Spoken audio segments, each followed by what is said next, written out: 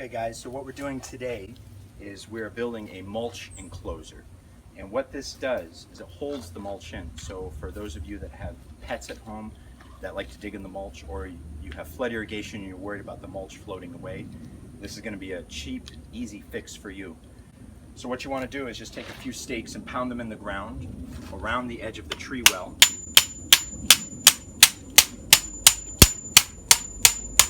Just like that.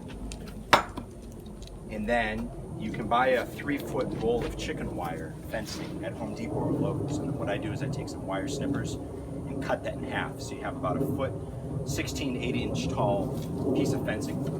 And you just wrap that around the stakes.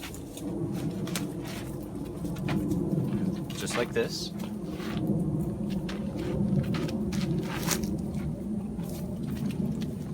Perfect. And literally it's done. So what's the point of doing this? The reason for doing this is to hold the mulch in around the tree. Okay.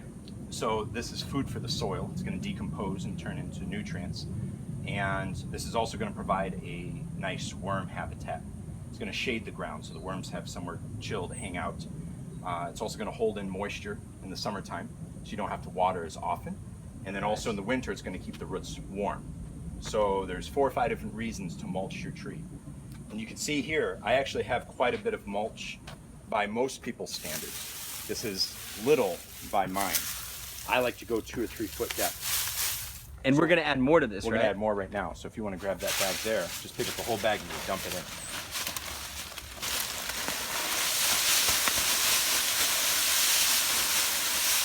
Wow.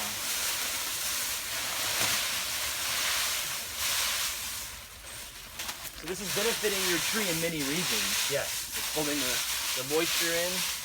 It's bringing worms. Look at that.